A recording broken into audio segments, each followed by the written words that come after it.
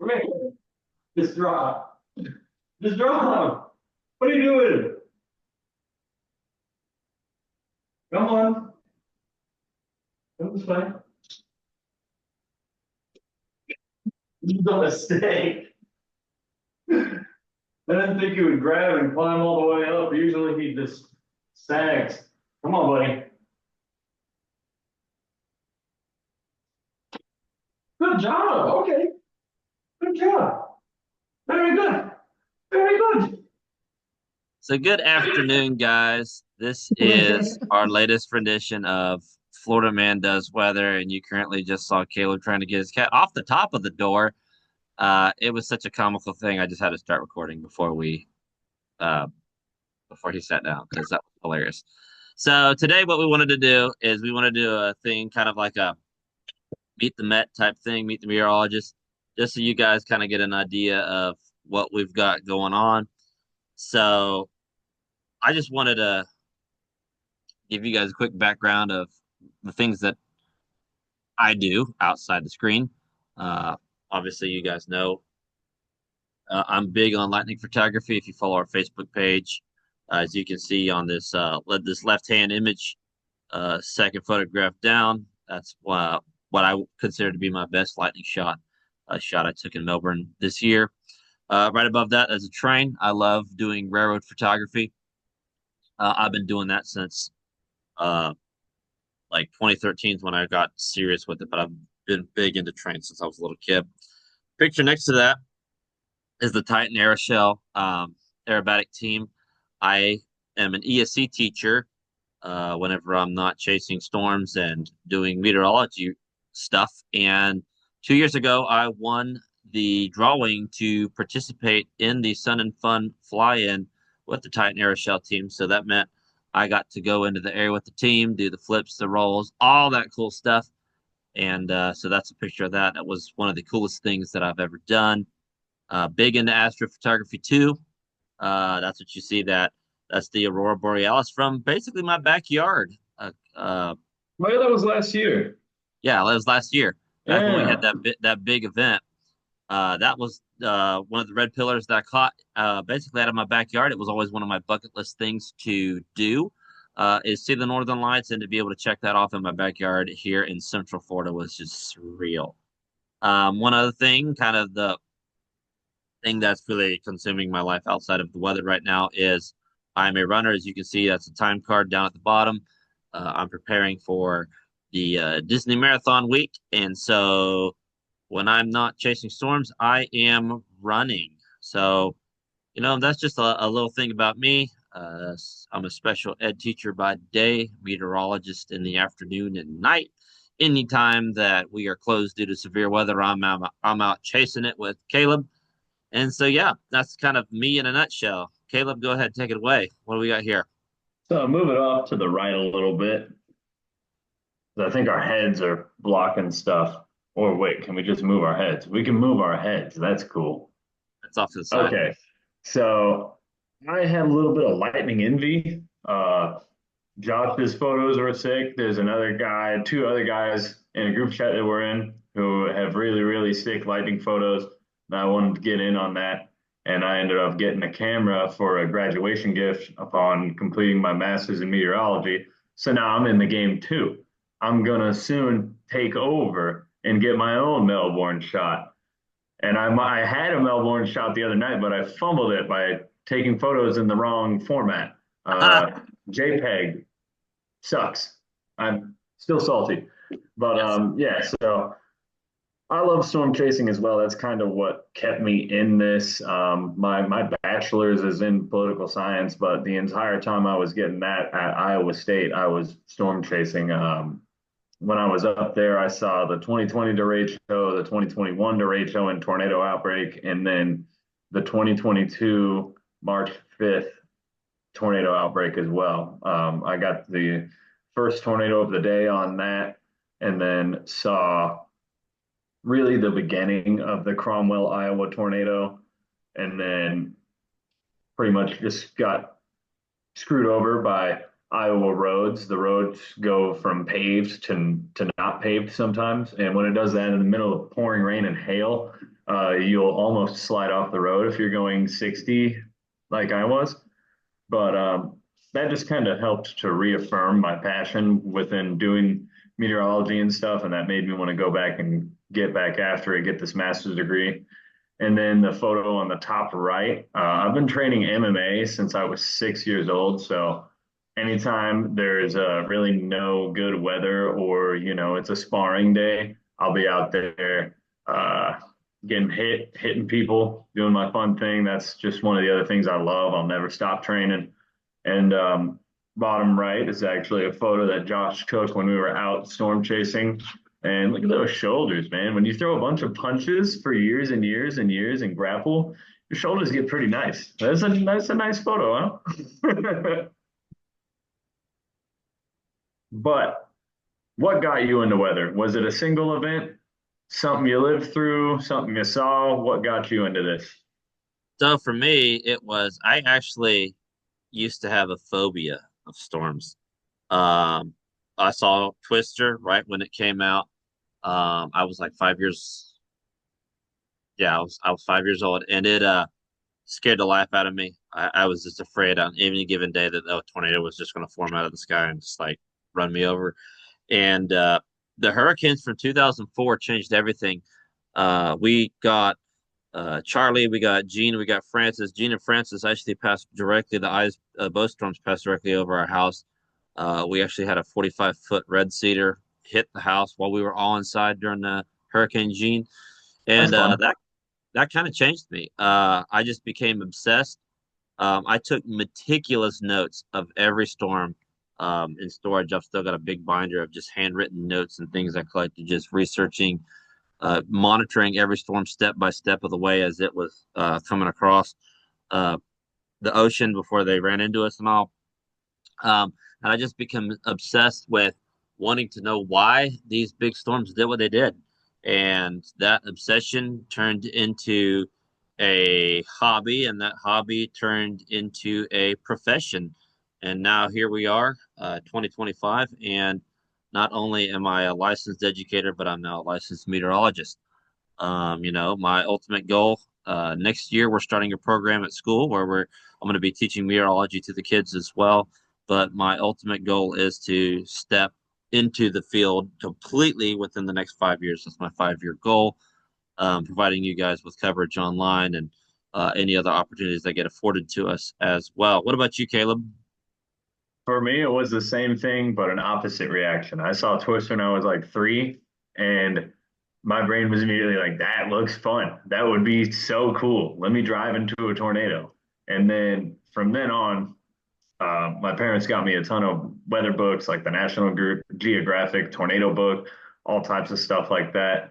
And eventually, just going through school and everything, the National Weather Service individual forecast office websites, they would have event summaries and event reviews. I would procrastinate on homework just to read those and look at all that stuff. Relatable. Yeah, this is the thing to do. Screw math. Why would I get good at division when I can read about tornadoes that happened before I was born? But That was me in literature. and I would be the person, like, we would get a tornado warning and I'm outside watching. Meanwhile, the winds are changing directions like 8 times a minute, and you never we never had one come close until 2008, the Atlanta tornado. That is one that really, like, kind of solidified everything for me, and because it was just close to home, it was in a very, very, you know normal place to me. I live right outside of Atlanta. That's somewhere I see all the time. You can see the skyline from certain parts of where I lived. And there was this one image that just forever lives in my mind. There's this big skyscraper that's just a cylinder. And the tornado that hit Atlanta was an EF2. I think it had 130 something mile per hour winds.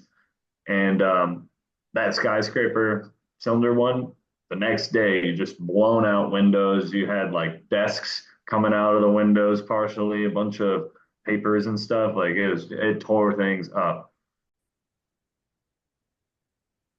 The second thing that really solidified meteorology as a passion for me was the March 5th, 2022 Winterset, Iowa EF4. It was the second longest tornado track in Iowa state history, and it was 170-mile-per-hour EF4. I came into town basically right behind the tornado, and the first two houses I saw weren't too bad. Roof was peeled off, and then the other house looked like the roof was literally just kind of punched out at the corner. But then the next house that closed the road was completely in pieces parts across the street. So that was one more thing that was just like, yeah, I need to study this. Yeah. There was a you reminded me when you were talking about there was a tornado that hit here actually when I was a kid. Can't remember what year it was, but it was, I believe, because it was before the EF scale. It was an F2, and it came across from Durant High School. Came from Caleb. You know where the high school is. It came from that Mhm. strawberry field, and it cut through the fields and actually crossed State Road 39 and went right behind the house, um, my mom and dad's house.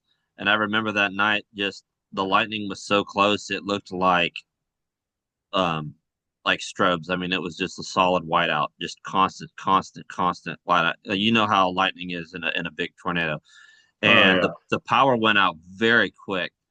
And so we're just laying there in the dark, and it's just an incessant barrage, just a constant barrage. And we didn't know how close the tornado was to us until the next day, whenever we left the house. And right at the corner, right at the road from the house, the sheriff's department had flares in the road. The road was completely blocked off because trees, power lines down. It had tore up right down the road here. It had tore up a whole bunch of uh, like people's homes and stuff. There was a junkyard. It just threw everything out of the junkyard, like just destroyed the junkyard and went through the Mosaic properties. But yeah, that was another one. It was kind of that was if I remember correctly, that was before um, the hurricane. So that whole tornado event just kind of just terrorized me, if you will. And then the hurricanes kind of just did it for me. I had to know why. And so all through 2005, whenever all four of those big hurricanes came through, we had Dennis early that slammed into the panhandle of Florida. You had Katrina. We all know what Katrina did with New Orleans. Right behind Katrina, you had Rita slam into Texas as a monster hurricane. Both of those storms set records at the time. And then obviously you had, I remember that year joking and be like, okay, of course, the year we have the name Wilma on the list, that'll be the biggest and the baddest. And it was just a joke. And then sure enough, Wilma dropped you know, 882 millibars and just tanked out. And they found like 225 gusts in it. And we're all sitting there like, is this the one? And then I remember watching that night when it finally came off the Yucatan, started moving to Florida, just seeing that storm just barreling towards Florida. My dad had it up on the computer screen at the time, those big old blocky computer monitors that we had back in the day. And just the eye was bigger than Lake Okeechobee on that hurricane. Mhm. And just seeing the giant eye in that hurricane and then that sharp cold front. I mean, it brought 30s in like right after the hurricane passed. The temperature dropped to 37 that night. And so like that cold front, seeing that cold front and that hurricane just wedged against that with that gigantic eye, like it was an image, a satellite image that just burned in my head. And like I said, it started a fire. I got on Jeff Masters' blog on Weather Underground, Category 6. Um, then back in the day, that's when Dr. Levi Cohen was not doctor yet, and him and our colleague Ryan Jones were both at Florida State, and they were on Jeff Masters' blog, and I was on Jeff Masters' blog, and that's actually how me and Ryan met. Um, Hmm. we crossed paths there, and then Dr. Cohen went on to form the website known as Tropical Tidbits. and then he started working at the joint typhoon warning center, and then Ryan ended up coming back home down here, and then me and him started chasing together with Tropical Storm Colin, where story for another day, but we ended up rescuing a whole bunch of Australian parasurfers that got caught in the storm and were being drugged down the beach. And basically, you'd have to hit them one after the other with a flying tackle and form the Indian chain behind them until they could bring their parachutes to the ground because they're thinking winds, waves, we can do this, and got caught in 70s, and they were like, this is too strong, and they were like being drugged down the beach begging for help, and yeah, it was crazy. But we ended up saving four guys that night, and that kind of changed things. Me and him have went back and forth with chasing ever since, and then um, Mississippi State, me and Kaleb crossed paths. Uh, Realized that we both lived just mere miles from each other, going to the same school online, and we said, you know what? Let's start an online forecasting page. And then we were like, well, what do we name it? And then we said, well, everybody always jokes about a Florida man. How about Florida man does weather? And here you have it. Dude, how did we meet again? Was it just on LinkedIn? It was on LinkedIn. I remember you Yeah. sent me a message and you were like, hey, I think we live close to each other. And I was like, where do you live? And you're like, Apollo Beach. And I'm like, hey, I'm in Lithia. And so, yeah, I mean, after that, I mean, we've been chasing ever since. And it's been, what, 2 years now? And we've got this whole platform going. And Not even two, three, dude. It's 1 year basically. I got down here last January. yeah, so it's almost two. So yeah, over 1.5. I don't know. Everything's a blur. Yeah, it was funny because like we knew each other and then we didn't chase together, I think, until Debbie. Because then Debbie was going and I was off in Pinellas County because I was like, okay, cool. I've never been this close to a tropical cyclone. Let's see what it's like in Yeah, no, Pinellas it was Debbie. County. Yeah, it was definitely Debbie that day that we Yeah, had all of those tornadoes all lined up in a chain. Yeah. exactly. You called me because you were like, yo, get to the center of the county right now. Like it's going down. And I'm like, huh? I zoomed my radar out a little bit because I had it zoomed in on Pinellas because I was just gonna sit there and just see if any tornadic cells ran up into that county and just document it from there. And then I see like four different supercells. I'm like, oh, All okay, in a let's row. go meet Josh. The rest has been history ever since. Yes, sir. Yes, sir. So, Fun but fact yeah, for the channel, most of the time when Josh and I go out, we'll either see funnel clouds or a tornado. It's and there's weird. a reason to that, but we haven't done the presentation on the project that we are building on that. We will do that one of these days, but we're still building data. But yeah, there's a reason why we're always getting funnels and tornadoes. And We have secrets. that's that's something that will be dropped here later. No, it's not weather modification. But me and Kaleb are currently involved in a project that could end up being big one of these days. Um, and you guys are just witnesses and coming along for the ride, whether you realize it or not. So, one of these days, once we get substantial evidence to prove what we're working on, we're going to announce it to the public so everybody can see it. But yeah, good things are coming. We're glad you guys have joined for the ride. If you haven't been bored to tears with this video of get to know your Mets, um, if you haven't been bored to tears at this point and you're still watching the video, we appreciate you taking the time to get to know us. We really hope you enjoy the channel. We're having a blast getting it going. Um, we're just having a great time just taking our schooling and our education and passing it on to you guys. Trying to have a little fun in the process, as you can see, like the stupidity with Caleb's cat on the door and all that stuff. We try He to have a usually good doesn't time. climb to the top. I wasn't ready. We we're Florida guys. We're Florida men. Florida men do silly fun stuff, and so we try to incorporate that into the weather and um, yeah, just make it a fun place, a good learning environment, safe for all ages. So, yeah, thanks for watching. Thanks for listening. We're glad you're here.